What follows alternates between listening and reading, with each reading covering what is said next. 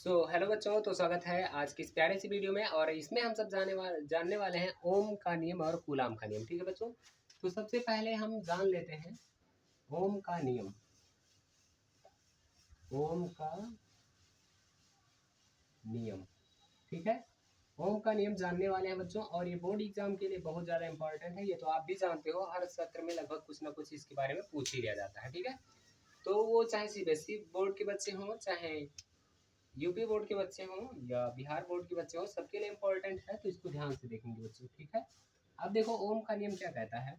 मतलब मान लो कि आपके पास कोई तार है, कोई तार मान लो यही एक तार है, ठीक है। अगर इसकी हम भौतिक अवस्था को ना बदलें, भौतिक अवस्था कहने का मतलब है इस पर कोई दाब ना लगाया जाए, इसका तापमान ना बढ़ाया जाए, इसकी लंबाई ना बढ़ाई जाए। मतलब कहने का है कि यदि किसी चालक तार की भौतिक अवस्था, ताप, दाब एवं लंबाई में कोई परिवर्तन नहीं किया जाता है, तो इनके सिरों पर कार्यरत जो लगने वाला विभवांतर होगा, इसमें बहने वाली धारा के समानुपाती होगा बेटा। बहुत ही सिंपल है। तो देखो लिखते हैं,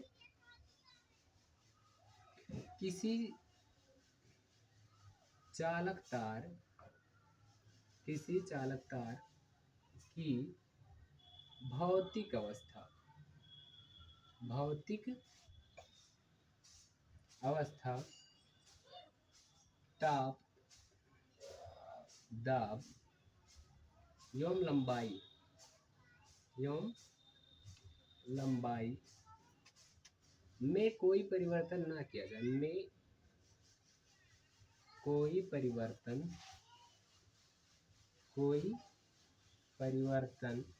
ना किया जाए,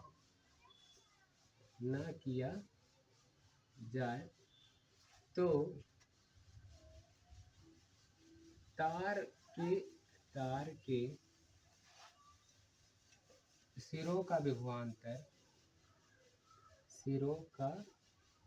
जो विभवांतर होगा बेटा, विभवांतर तार में प्रवाहित धारा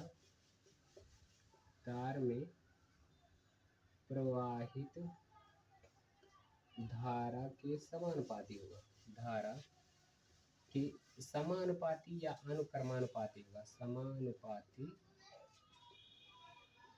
होता है। कहने का मतलब है, ये किसी चालक तार की भौतिक अवस्था, मतलब कोई चालक तार है आपके पास, इसकी भौतिक अवस्था, इसका ताप, दाब एवं लंबाई में कोई परिवर्तन ना किया जाए, तो इनके सिरों पर जो लगने वाला विभवांतर होगा, इसमें बहने वाली धारा के समानुपाती होगा बेटा। ठीक है, इतना क्लियर हो गया आपको। प्रवाहित धारा, इसमें बहने वाली जो धारा, वो विभवांतर जो है बहने वाली धारा के समानुपाती होगा। ठीक है, तो अब देखो माना कैसे, ये बिल्कुल बोर्ड का मॉडल बता रहे हैं बेटा, बोर्ड में भी ऐसे ही लिखना है। ठीक है, आपको इस बात को याद रखना। ठीक है, माना तार के सिरों का विभवांतर, तार के सिरों का जो विभवांतर है बी है, वह प्रवाहित जो धारा हो जाएगी बेटा, वो आई है। तो अब देखो क्या कह रहे हैं, माना तार के सिरों का जो विभवांतर बी है तथा प्रवाहित धारा आई है, तो बी डायरेक्टली प्रोपोर्शनल टू आई। ठीक है, बी समानुपाती है आई की। ठीक, अब अगर हम समानुपाती का चिन्ह हटाते हैं तो यहाँ पर एक नियतांक आ जाता है, समानुपाती का चिन्ह हटाते हैं तो एक नियतांक आर आता है और इंटू आई। ठीक है, अब ये इधर मल्टीप्लाई में है, धारा इधर आएगा तो क्या हो जाएगा, डिवाइड में हो जाएगा, B divide by I equal to beta क्या हो जाएगा, आर हो जाएगा। ठीक है, अब देखो क्या कह सकते हैं कि अगर किसी तार के सिरों को विभवांतर भी है, तो इसमें जो बहने वाली धारा होगी वो हमेशा नियत होगी बेटा। क्या होगी, नियत होगी, नियतांक होगा। ठीक है, आर क्या है, नियतांक है, या आर को हम प्रतिरोध कहते हैं बेटा। आर को हम क्या कहते हैं बेटा, प्रतिरोध कहते हैं। ठीक है, आर को हम क्या कहते हैं, आर को प्रतिरोध कहते हैं। इतना तो आपको क्लियर हो गया होगा। ठीक है, पक्का क्लियर हो गया होगा, 100% बेटा। हाँ क्लियर हो रहा है, ओके, थैंक यू। तो अब इतना हो गया, अब इसको मिटा करके इसकी मात्रा वगैरह की बात करते हैं बेटा, आगे चलते हैं।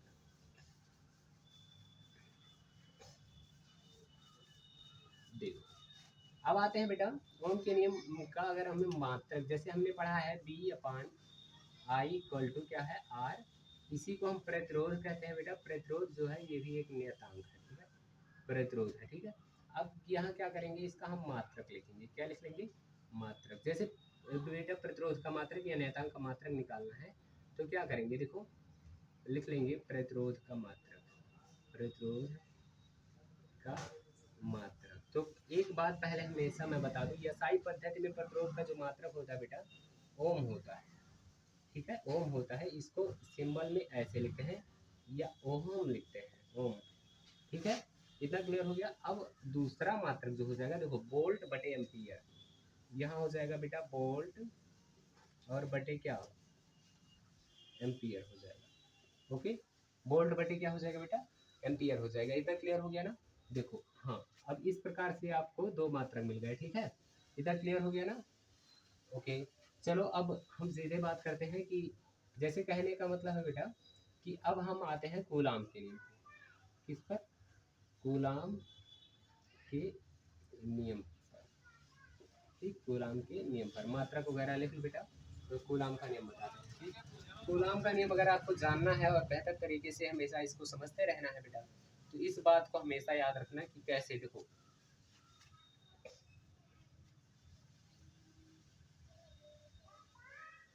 दो स्थिर बिंदु आवेश है Q1 व Q2, ठीक है।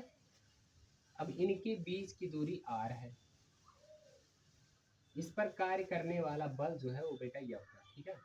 इन सबको मिटा देते हैं, ठीक। दो स्थिर बिंदु आवेशों के बीच लगने वाला आकर्षण या प्रतिकर्षण बल, आकर्षण या प्रतिकर्षण बल दोनों आवेशों के गुणनफल के समानुपाती तथा बीच की दूरी के वर्ग के व्युत्क्रमानुपाती होता है। बेटा कूलाम का नियम बस सिंपल सा है। देखो क्या कहेंगे कि दो स्थिर बिंदु, दो स्थिर बिंदु आवेशों के बीच, आवेशों के बीच लगने वाला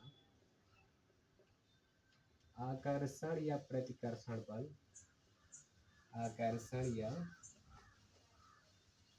प्रतिकर्षण बल,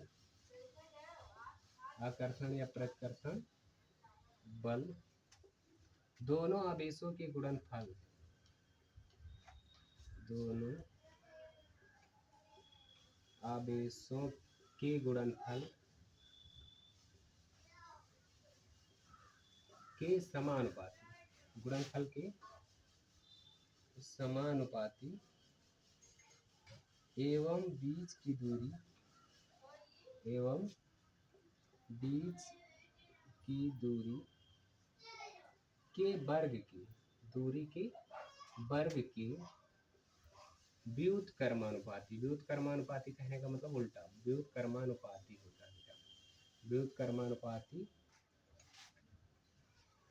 होता है, व्युत्क्रमानुपाती होता है।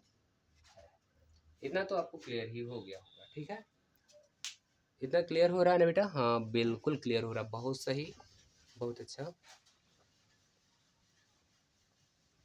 थोड़ा सा ये और क्लियर हो जाएगा, ठीक होता है बेटा। अभी इसका जो डेरिवेशन है उसको हम कर लेते हैं, ठीक है। इतना आप पहले लिख लो, स्क्रीनशॉट वगैरह ले लो।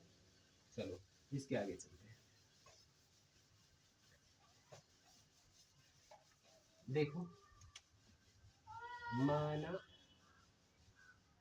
आवेश Q1 व Q2 है, Q2 है तथा इस पर लगने वाला बल, इस पर लगने वाला आकर्षण या प्रतिकर्षण बल, बेटा आकर्षण या प्रतिकर्षण बल F है व बीच की दूरी, बीच की दूरी r है। तो जो लगने वाला आकर्षण या बल प्रतिकर्षण बल है वो समानुपाती है दोनों आवेशों के Q1 गुणे Q2 के समानुपाती है, ठीक है। अब देखो तथा जो बल है वो समानुपाती व्युत्क्रमानुपाती है बीच की दूरी के वर्ग के। ठीक है, अब इसको इक्वेशन नंबर 1, इसको इक्वेशन नंबर 2 दोनों लिखेंगे। समीकरण 1 व 2 को मिलाने पर, समीकरण 1 व 2 को क्या करने पर बेटा, मिलाने पर तो ये फिर कॉमन है बेटा, तो ये लिख लो समानुपाती लिख लो। एक देखो Q1 व Q2, Q1 इंटू Q2 और मल्टीप्लाई 1/r²। अब देखो बेटा इसका इन दोनों का मल्टीप्लाई 1 में हो जाएगा। ठीक, तो यह जो है वो डायरेक्टली प्रोपोर्शनल हो जाएगा Q1 into Q2 divide by क्या, r²। ओके, जब समानुपाती का चिन्ह हटाते हैं, प्रोपोर्शनल हटाते हैं, तो एक कांस्टेंट नियतांक आ जाता है k, Q1 और Q2 और डिवाइड बाई क्या बेटा, r²। ठीक है, अब इस k की जो वैल्यू होती है, देखो अब k की वैल्यू होती है बेटा 1/4πε0 ठीक इंटू k। जो k ये है वो नियतांक है, मतलब निर्वात में इसकी वैल्यू 1 होती है। ठीक है, अब k की वैल्यू अगर इसमें रख दें हम तो हो जाएगा f इक्वल टू 1/k के स्थान पे 1/4πε0 into Q1 Q2 divide by क्या हो जाएगा, r²। ये हमारा रहा कूलाम का नियम बेटा। ठीक है, ये हमारा है कूलाम का नियम। इतना आपको तो क्लियर हो गया होगा।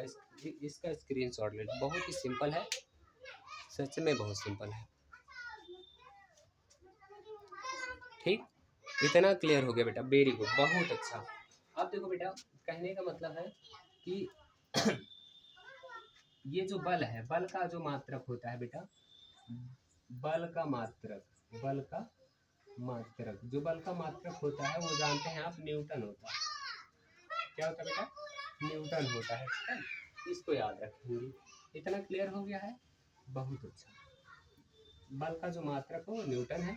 अब ठीक है बेटा, इतना आप क्लियर रखना।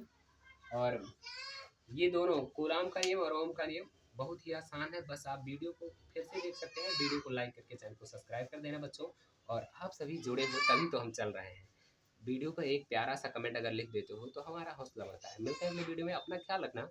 Thank you so much.